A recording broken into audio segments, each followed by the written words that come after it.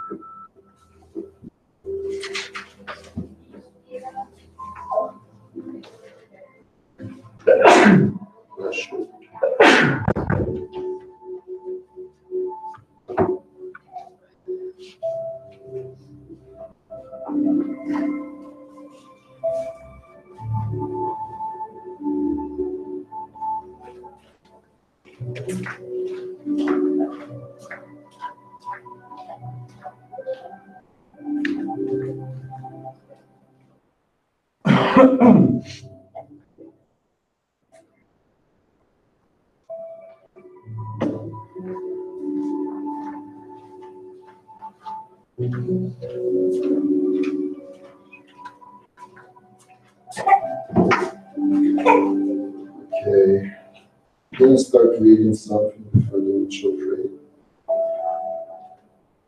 Be wise by investing in your future. What happens to your day results from the past, from a past you can no longer change. But what happens tomorrow will result from the choices you make today. While you harvest the effects of the past actions, you are also acting for future consequences. You reap what you sow. The good is your destiny. How you get there is up to you.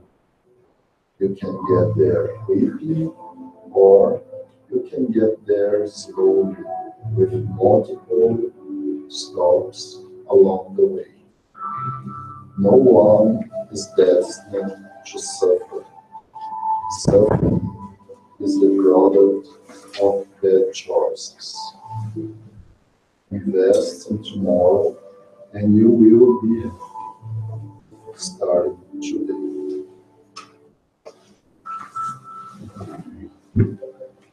Okay, let's pray. Dear Father, our Master Jesus, spiritual guides of this house, we appreciate the opportunity of being here today, learning together, fostering love in our souls, and allowing ourselves for a different future in the good. Father, we ask you, let us embrace the good, the moral, and help us in this path, in this journey, to be better beings and construct a new future with peace, love, charity, and justice. So be it. Welcome, everybody. So today, actually, I think we stopped at this the last meeting you came, right? So I think that you were destined to watch it. So we have been through 3 meetings about this subject. What is Spiritism? And these 3 meetings are about this book, this is the fourth one. The Spirit's book. The Spirit's book was born 160 years ago, and we are so happy to have it in our lives, to celebrate together this achievement of 160 years consoling so many hearts that we inspired to go through this study and understand a little better what this book tells us. So I will do a quick review, because today we will talk about what lies beyond and what lay before. This is our subject. It is based on the fourth part of this Spirit's book. The Spirit's book is based in 4 parts, or 4 books, if you read it. The first part was the first meeting, which tells us about, hello, welcome. So very quickly return, welcome. So we are talking about, this is a 4th meeting about what is Spiritism. And we are talking about this book, the Spirit's book. The Spirit's book is the main guide of Spiritism on earth, since it was written and, I would say, compiled in 160 years ago. Today we will be talking about the 4th part of this book, which will kindly called What Lies Beyond and What Lay Before. But let's do a quick review of what about we said on the 3 first meetings. So in the first meeting, we talked about the first cause of all things. And this is the chapter or part of the book that talks about God, the general elements of the universe, the creation, the vital principle. And there are 75 questions from Allan Kardec to the spirits about this 4 subjects. I will bring you one very important question. In my opinion, it's probably one of the most important questions of the book. And it is the first question of the book. What is God? That's basically what Kardec asks the spirits. Does anybody know the answer? God is supreme intelligence, the first cause of all things. And after that, they go through a lot of questions and answers discussing about what can we understand or not about God. So, yeah, I invite you all, if you didn't have the opportunity to read the book, we have in our library here, we have in our book sale to get one copy, and it's also available in the internet in PDF, so feel free to read a little more about the first part of the Spirit's book. The second part, and it was our second meeting, we talked about the Spirit Word, or the Word of the Spirits. And this is the very interesting part where we start giving the names of what the spirits are. So we start understanding the spirits, the incarnation of spirits, the return of the corporeal and true spirit's life, the plurality of existences, and the considerations concerning this plurality of existence, the spirit's life, and the return to corporeal life. the emancipation of the soul, the intervention of the spirits in the corporeal world, the occupation and mission of the spirits, and about the three kingdoms. Well, this is the biggest part of the book. There are 509 questions about all the subjects. But basically, this is describing, and Kardec is teacher, also a scientist, who was trying to get indeed the understanding about the spirits and the spirit world. So there's a lot of, I would say, explanations about this, the spirit's world.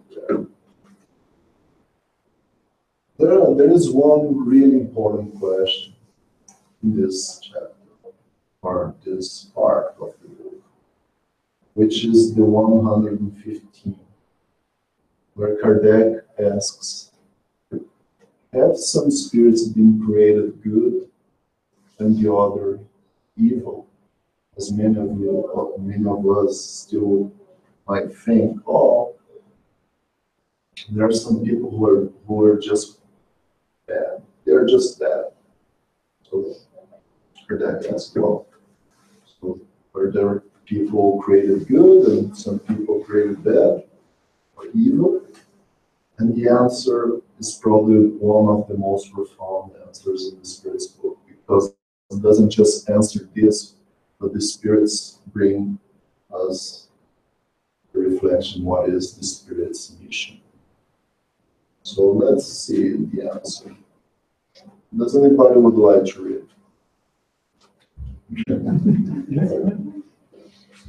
God has created all spirits simple and ignorant.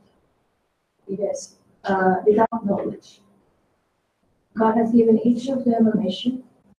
It is aimed at enlightening them and progressively leading them toward perfection, to the knowledge of the truth in order to draw them near God.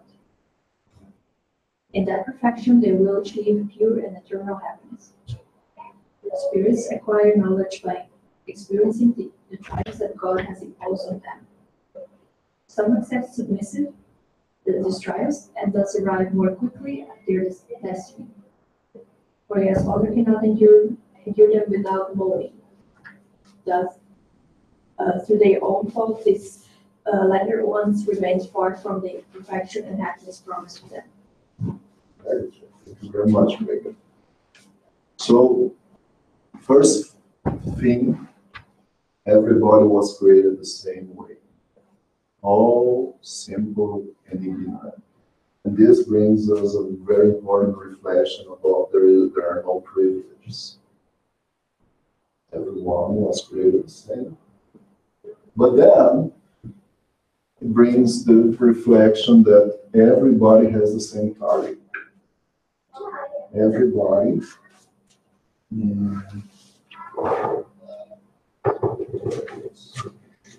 Oh, yeah, it's gone. So it's there. Hello, welcome. Thank you. Yeah, so will help you to point. So through progress, so if we aim enlightenment and progressively will get to perfection, learning the truth, knowing the truth, drawing us toward God, is perfection will bring us, or we will achieve the pure and eternal happiness. So, not just that we are created the same, but we are also targeting the same destination. The most important part of this, when it says pure and eternal happiness, is that We need to understand where we are at right now. This is why we keep saying spirits centers and all the spirits bringing revelations these days are still talking about the world of trial and expiation, because we are not even close yet to this, but we are on our way. Some of us will accept it submissive, and then you might say, well, I don't like this word, submissive. I don't submit to anything. Well, submissive means that I understand my mission, and from now on, I will work accordingly. Doesn't mean that I will be passive and just sit and wait, or yeah, this is the pain of life, so I will live with that. This is not what we are talking about. The submissive is working toward our mission, knowing the truth, working to get near God. And those who do it will get it quicker. But the ones who are still mourning or rebelling against the divine laws, oh, it will take a little longer. And the third part of the Spirit's work, and also the third meeting, we talked about the moral laws. This is the main part of Spiritism, as Kardec defined. In his understanding, this is where resides the whole new revelation. Why the spirits brought the consoling Christ or Spiritism. And in this part, we talked about the divine law or natural law, the law of worship, the law of labor, the law of reproduction, law of preservation, law of destruction, law of society, progress, equality, freedom, justice, love, and charity, which is the most important one, as we saw, and the moral perfection. So the question 621 is the first question of this part of the book. Or, sorry, it's not the first. Again, what I said. But it's one of the most important questions, in my personal opinion, because it brings us some responsibility here. When he says, Kardec asks, where is God's law written? Exactly, in our conscience. In our conscience. And our conscience is all the truth. Why do we still do so many wrongdoings? Because we don't access it. And the irony of this question, Kardec insists, so if it is in our conscience, why we should be taught about it? And the Spirit's answer, well, you have forgotten or disregarded. And God once in some time sends his messengers to remind you. And then in the 625, which is a very important question also of the book, what is the perfect standard that God has offered to mankind as guide and model? So first we say that everything is in our conscious. And then it was said that we forgot or we disregard. And once in some time, God sends some messengers to tell us. And then a little further, he says, well, is there any standard? Is there a model and guide? Jesus. And the answer is look at Jesus. So yes, Spiritism is Christian. We understand that Jesus Christ was the most evolved spirit who ever passed through earth. And another very important question of this part of the book is the last question of this part, actually, the 919, when Kardec asks, what is the most effective means for improving yourselves in this life for resisting the draw of evil? So how can we get to our main objective, as we saw, to evolve, to get closer to God? Yes. What are the morals? In our conscious. So what do we need to do then? Listen. Huh? Listen, my conscience. Listen your conscience. That's a good way to say this. The session in the antiquity has told you, know the self. We have to understand, know ourselves. Conheça a si mesmo. And the irony of this question, and I will invite you to read it, very important, because then there is the recipe that St. Augustine used to do in his life. How he achieved knowing himself. Okay, so this was a quick review about what we saw in the first 3 meetings. Right now, we will talk about the fourth part of this quiz, which is called the joy, the hopes and consolations. So our main goal today is to reflect about the joys and sorrows that we live on earth and we will live in the future, the joys and sorrows that we will live in the future. All right?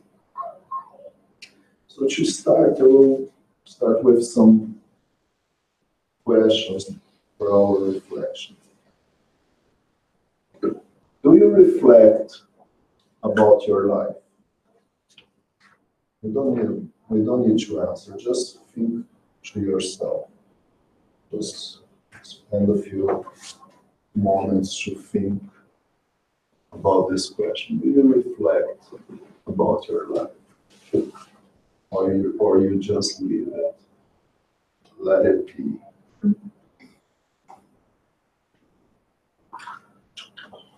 Have you ever had this feeling that this is not happening because present life?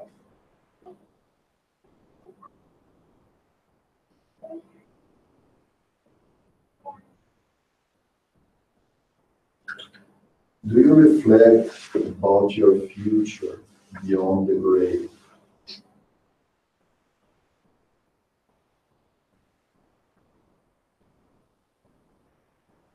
And finally, do you see yourself as an immortal spirit? Truly, do you feel yourself? Do you see, do you feel, do you live as an immortal spirit?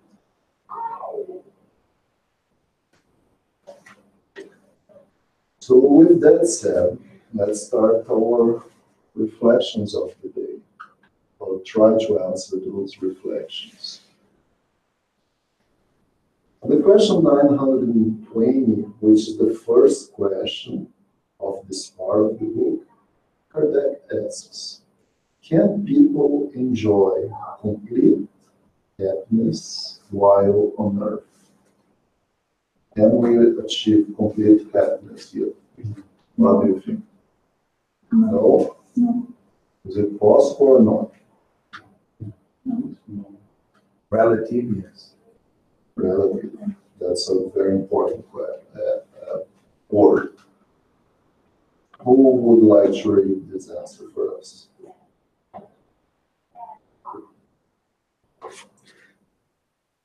Nobody? You. I'm reading a lot. I can read. No, because life has been given to them as either a trial or an expiation.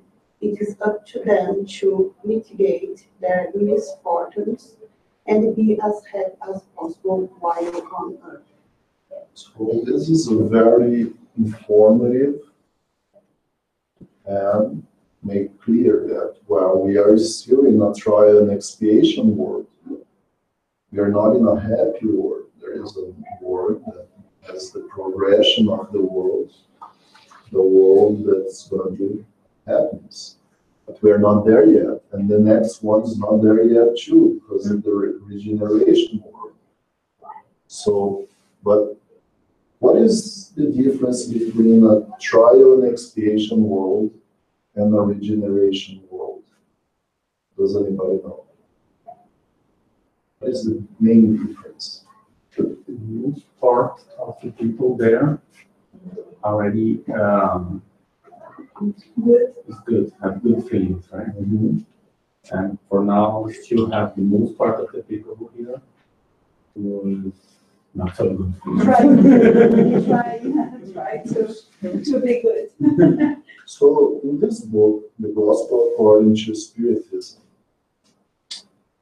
in the part 3 or chapter 3 of this book, called "There are many dwellings in my Father's house," there's a deep reflection about the types or the categories of the worlds. And basically, they say what Mr. Souza said. I was about to say filho, but it's not Philo. filho. And he says exactly that. The world of trial and expiation, the evil still prevails. The evil is majority. And what is the difference to regeneration? So regeneration basically is the opposite. The good is already prevailing. Doesn't mean that it doesn't have evil. As the trial and expiation doesn't have good. We see good in this earth, but we know that unfortunately the majority, the major part, still are in deep evilness. But we also see, because we are in this transition between one world and another, we already seen a change in this world. We already seen most people getting sick and tired of the evil. We don't like anymore to go to public squares and see people being killed.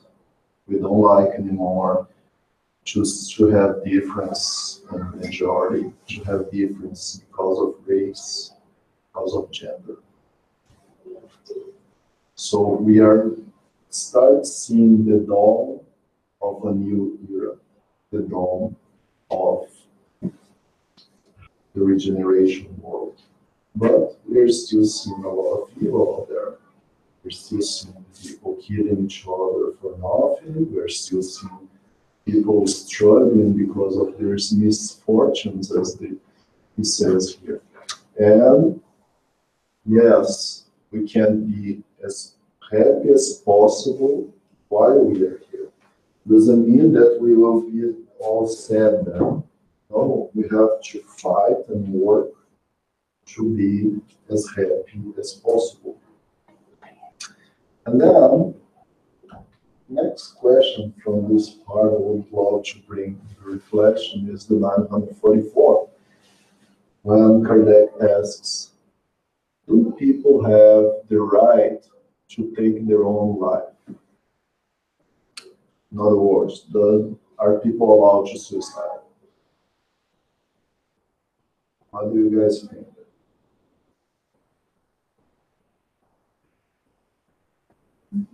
No? Oh. From free will, you can do it, but it's not correct. No, only God has that right. Those who intentionally commit suicide commit transgression against the law. Very important. And then the item A, Kardec insists, is suicide always intentional? What do you think? Is it always intentional? No. Insane individuals who kill themselves do not know what they are doing. So they are not as responsible as some people who have more sanity. And I will take a case talking about the book everybody knows, Nosso Lar, was Astral City, about André Luiz. Has André Luiz committed suicide or not? Yes, conscience, yes. Unconsciously? Yeah. Was it really unconscious? He was a doctor. He knew that what he was doing wasn't good for his health. What is umbral or umbral? What is it? Is it the hell that the Catholic or other churches say? What is it? State of conscience. It's a state of mind. It's a state of conscience. So, even though it was unconsciously what he was doing, his conscience pushed him in that way to expiate, to extract the purity of his being, because he has done a lot of bad things to his body. And this is the most important thing that we have. The most important thing, I'm sorry for the moms and dads here, but are not our kids. Yeah. The most important is in this book. The most important thing that we have is our own body right now. Because we don't own our kids. They're not ours. We think they are ours, but they're not. They were given to God for us to help them grow, but they're not ours. Can they prevail without us? Yes or no? Aren't kids there orphans that can prevail very well in life? And that's a good point to remind us that we have a very important part, but the only thing we own in this life is our body, and what we do with it will echo through the next incarnations. But this is a very important reflection. And the 957, I will insist a little bit because they're talking about the earthly joys and sorrows. And many people, because of their sorrows, commit suicide. And they don't understand fully the consequences of this. And this is very clear in the Spirit's book, because many people also make they create pseudo-virtues based on this. Oh, no, you can't do, no, you have to go easy with this. Oh, it's because questions are clear, the answers are even more clear. So what is the hard time to understand it? In general, what are the consequences of suicide on the state of the spirit? So basically, what will happen to the spirit who commits suicide? Who can answer who can read this answer? It's very important answer.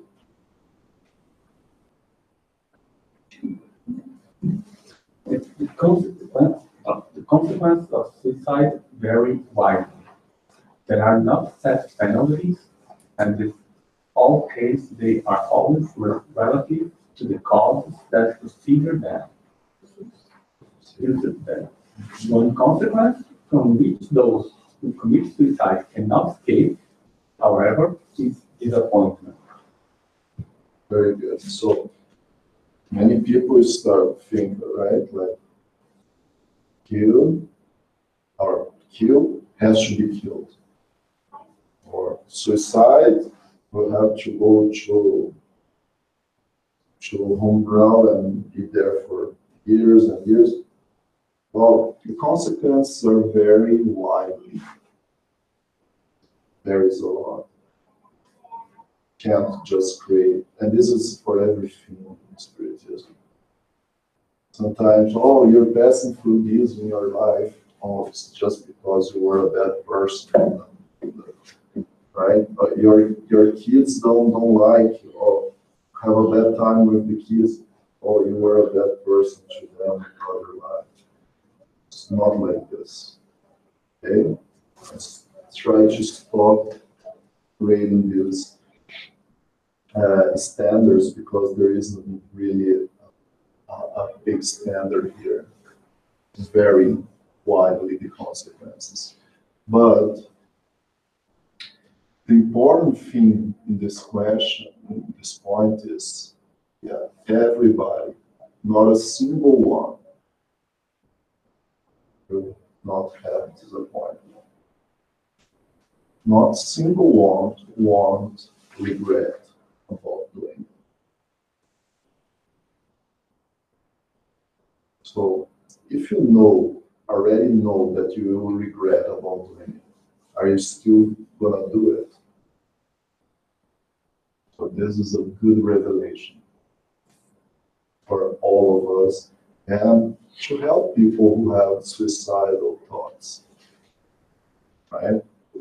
Not saying here that our goal is to supply all these people. Actually, no, our goal is bring them to special treatment. Let them go to where they're specialized in that. But we well know that there are very important points to not let people go that path. And about the future joys and sorrows now. On the question 958, Kardec asks, why are human beings instinctively horrified of nothingness?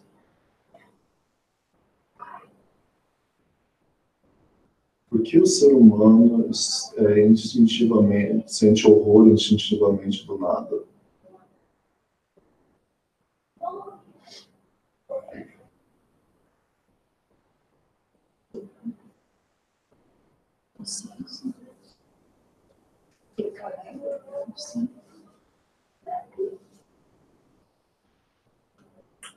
Because there is no such a thing as nothingness. This is a very important question and answer for the materialism. Because materialism or atheism believes that after here there is nothing. Yeah.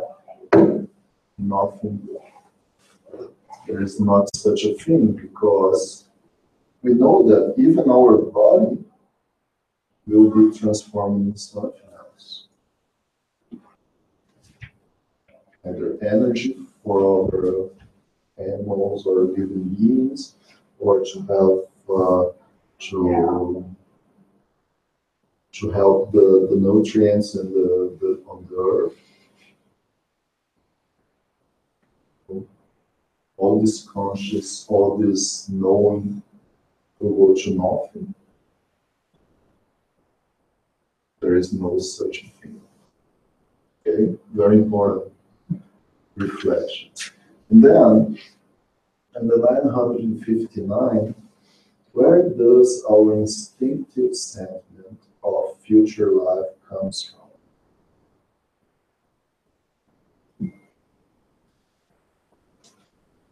What do you guys think? Why most of us have this feeling? Because we are mortals. Because we're mortal spirits. Okay, but we don't have access to all the knowledge from other incarnations. Do we? Do we have access? Our conscience. Our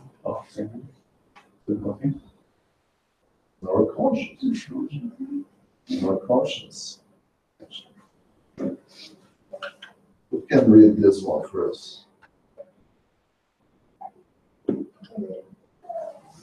have already told you prior to its incarnation, the spirit knows all these things, and the soul retains a vague memory of what it knows and of what it saw in its spirit state. Same with 393. Yeah. So he refers to question 393, which also talks about it. So, having knowledge that we have already lived other lives, it's deep in our sentiment, as Kardec asks, because we knew that we were reincarnated. We knew that there was something new. And yes, our conscience resides this.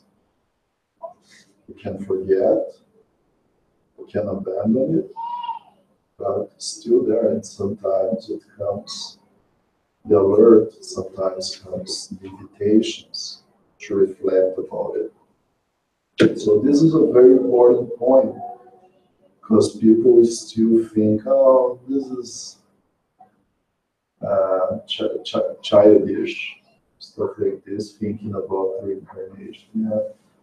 If you study more, you won't think about it.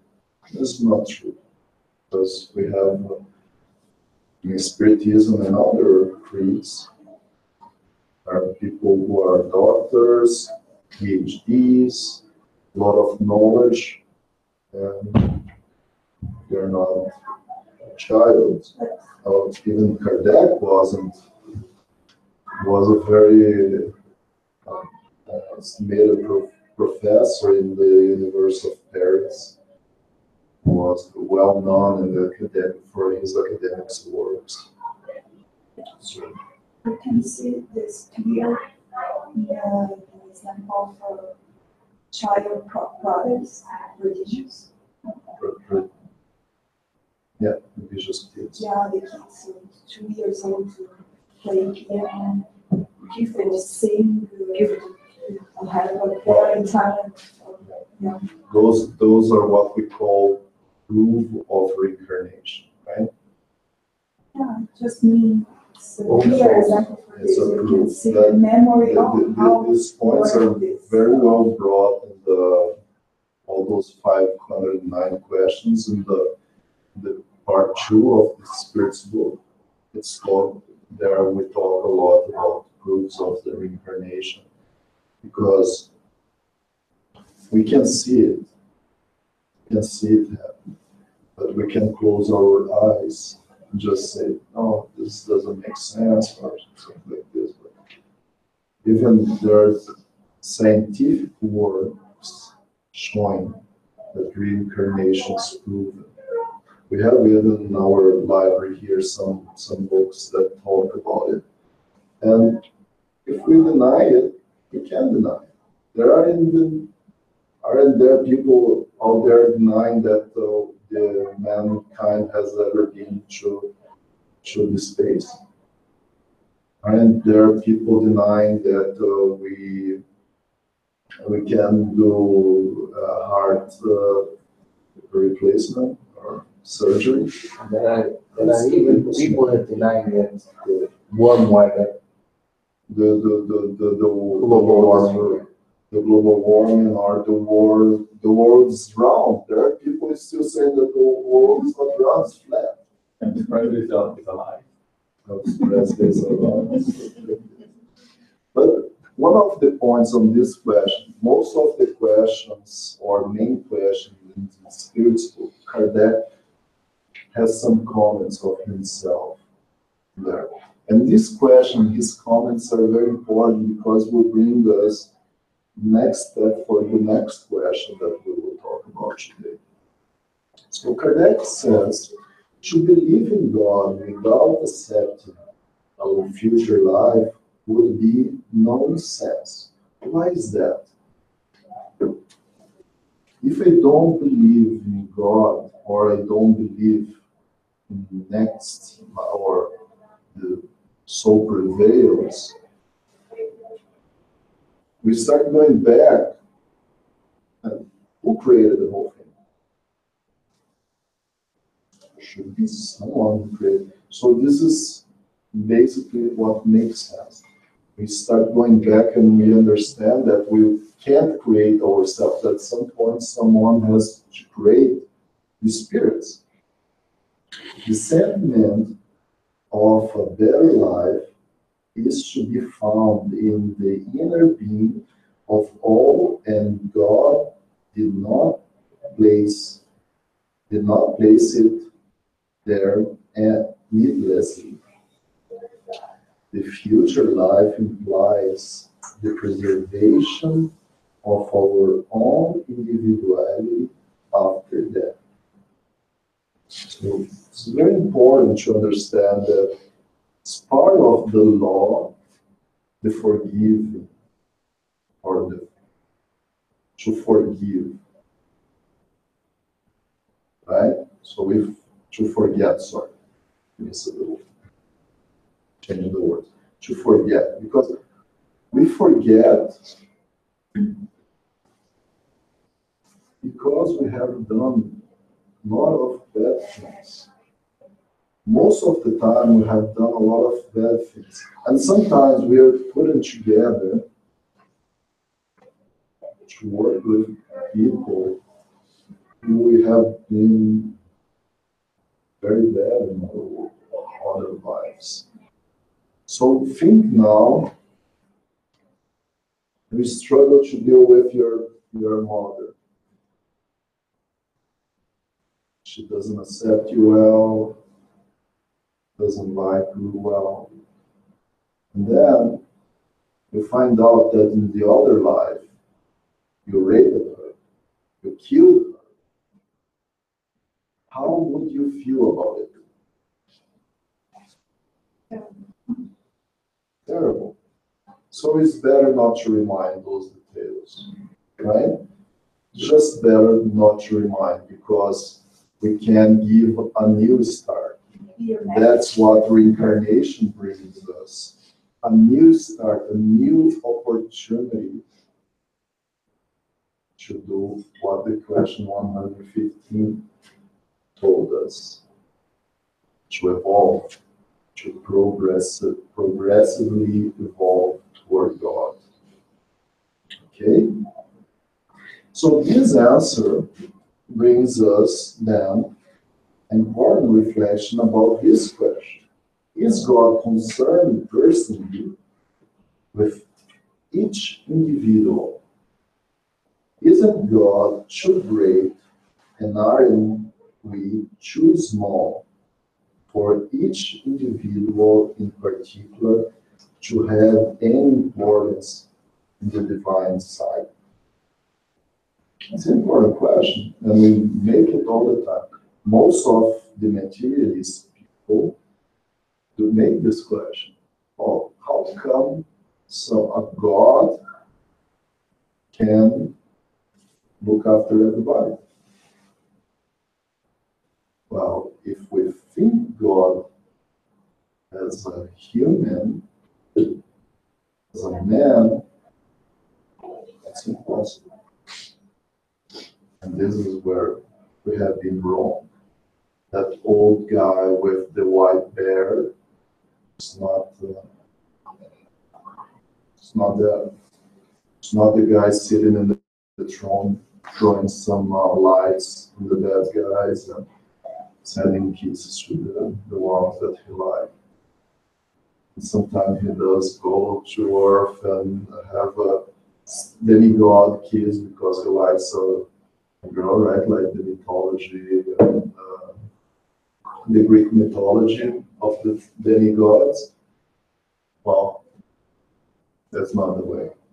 Let's see the answer. Who can read it for us? God is concerned with all created beings, no matter how small they may be. Nothing is too small for God's goodness. Very good. So, nothing is too small. And in this book here, the Genesis, there is a very important reflection about God. Kardec makes a kind of a metaphor of a swimming pool. If you were in a swimming pool, aren't you immersed in water? So that's what it says. We are all immersed in God. We are all connected to God. Let's stop thinking that God is a person.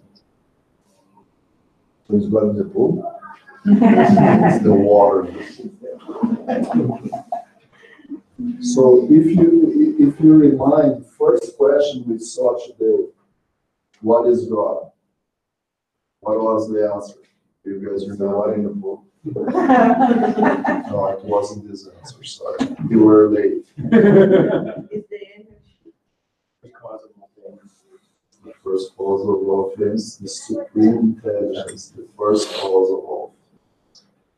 So he didn't define a man sitting on a throne or the water. It was more than water, just a metaphor. Okay? And the question 967, it is a very, very important question, this one, because it brings a lot of consolation to ourselves. What does the happiness of good spirits consist of? This revelation brings us a lot of consolation, the way we see the future. That's why we're talking future joys and sorrows. Leave the divine laws. They live the divine laws. That's a good point. Follow Jesus' They follow Jesus' teachings. teachings, yeah. Because Jesus, what can we find in Jesus' teachings? In our conscience. And we can find the truth. Yeah. What is the truth? What is it? The divine laws. But the divine laws are in our conscience. Yeah, but we have to. Jesus came to remind us. And he was the one, as it is in the question 625, Kardec comments, he was the one who lived exactly what he said. He followed exactly what his conscience was. So he basically was the incarnation of the divine laws. That's why he is our model and guide. And the answer for this one, I don't know, I think I will invite Marcus showed it, really. That's the big answer here.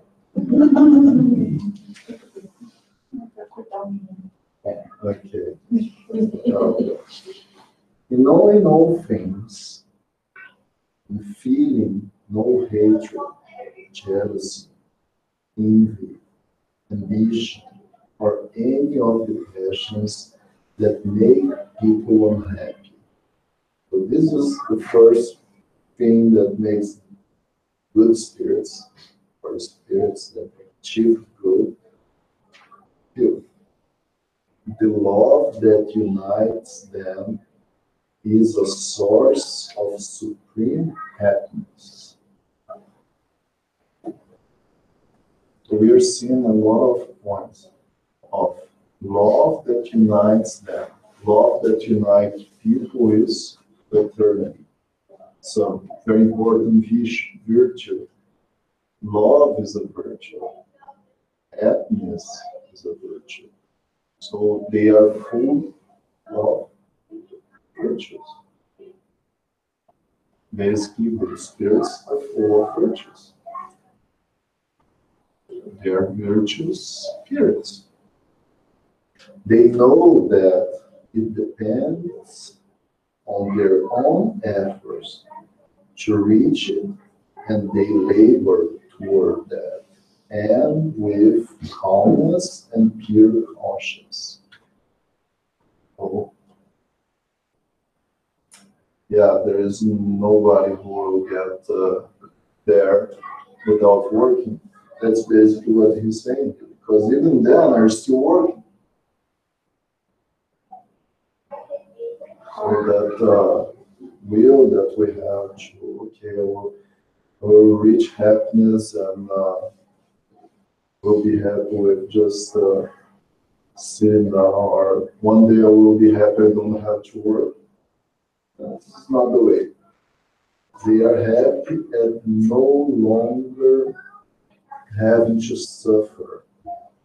That is, endure their evil by evil spirits. So, if they achieve happiness, they don't need anymore to suffer. They don't need anymore to be trial. Does it make sense? They're ready to surpass this earth that we live. And we will get there, as we saw the question 115. Everybody will get there. Even the ones who choose to be very evil, to be very bad, still gonna be getting there, because that's the law of progression. Everybody will get there. Depends on us. And finally, the last question of the Spirit's book, I would like to bring for the reflection a very beautiful question.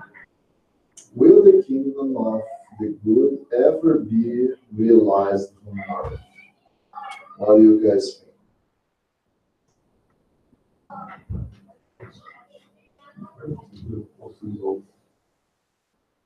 Will the earth evolve? So, is someone with this one thing?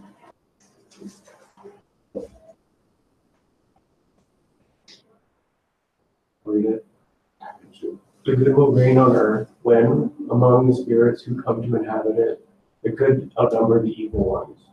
It will then enable love and justice, the source of goodness and of happiness, to reign on earth.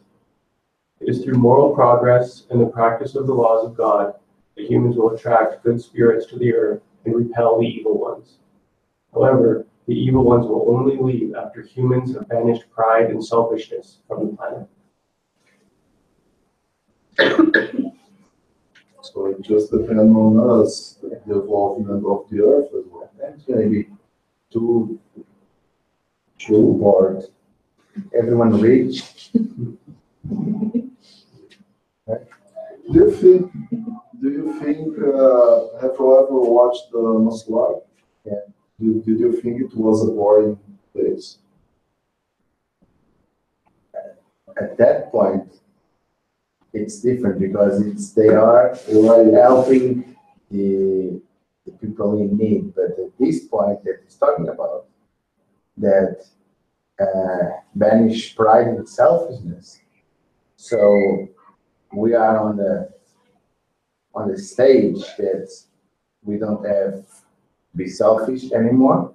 So is everyone helping each other, and no one is pride. So it's like we are on the state of mind, or on a state that everything is good. It's like you're going from work to the house and you're taking 30 hours because you're just paddling in the back. Every single one, oh, thank you for that. Thank you for that. Oh, thank you for that. You're just reflecting about the way your life is Yeah. today. Yeah. This is not the way it's a had life. But it's a material. If you start thinking about Jesus, does Jesus have a boring life? He has been working since the creation of the earth. And he's still working. Because we are not The still more we evolve, Marcus, the more we evolve, the more responsibility we get. Yeah. So there is nothing more. Actually, there will be more labor, more and more and more. So the more we get there, we'll see that. Well, we see this in our life, right? Like the more we start growing up, and if you see the people who are morally evolved enough, they are more involved in important stuff. Well, let's take devout Frank, he sleeps about 4 hours per day. 4 hours per day, because he doesn't stop working. Chico Xavier was the same. It's a moral progress. Yeah. Okay, we'll have to finish because we're almost about time. So I will just read the conclusion, the last paragraph of the conclusion of the Spirit's book, which is beautiful, and I would like to share with you. Hopefully it will motivate you guys to read this beautiful book and read it. 160 years old. For a long time, humans have torn at one another, and have antagonized one another in the name of God, of peace, and of mercy, offending God through such sacrilege. Spiritism is the bond that will someday unite them, for it will show them where the truth is and where the errors lies. For some time to come, however, there will continue to be scribes and Pharisees who will deny it as they denied the Christ. Would you like to know which spirits influence the various sects or that divine the world? Judge them by their deeds and by their principles. Good spirits have never instigated evil. They have never counseled or condemned murder and violence. They have never aroused party hatreds. The thirsty of wealth and greed of earthly things. Only persons who are good, human, and benevolent toward all are their favorites, as they are also Jesus' favorites, for they follow the path that leads to Saint Augustine. Very good. I hope we could bring some bliss or some light about this book.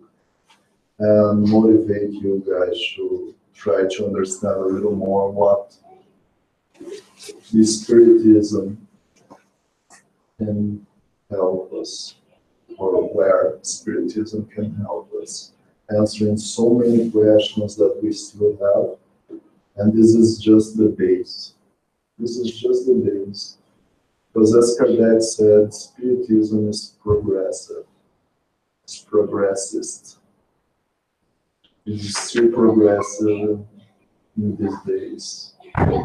And we will see more and more because the world is progressing. All right? I believe the kids have something to show us. No. No? Unless, would you guys have any questions? Any points to discuss about the studies?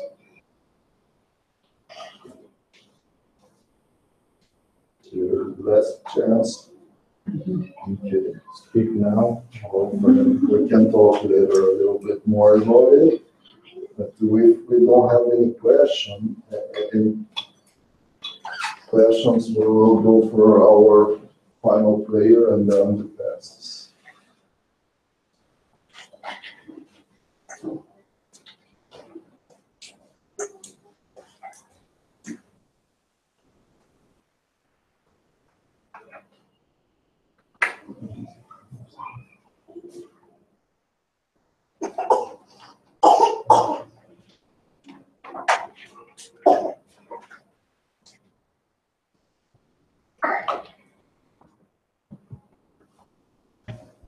Dear Father, we appreciate the opportunity of debating, instructing ourselves a little more about this book that was brought from the spirits to us with so much knowledge,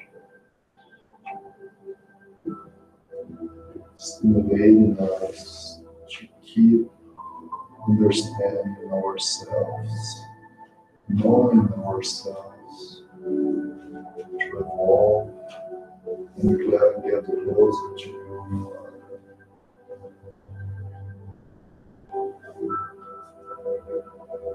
Let us keep motivated in this path of knowledge and learning.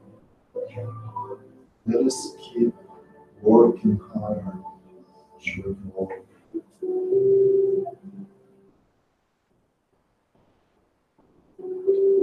Give us the strength that we need to surpass these days of trial and expiation,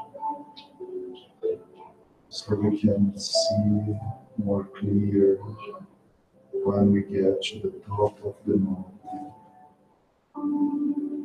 See all the creation you have done to us, surrounding us, feeling this creation and feeling part of this creation.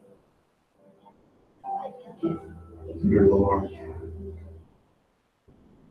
help our brothers and sisters who are struggling in this life. And if it's your will, use us as tools of help, as tools of fraternity, as tools of charity, so that we can put in place all your divine laws,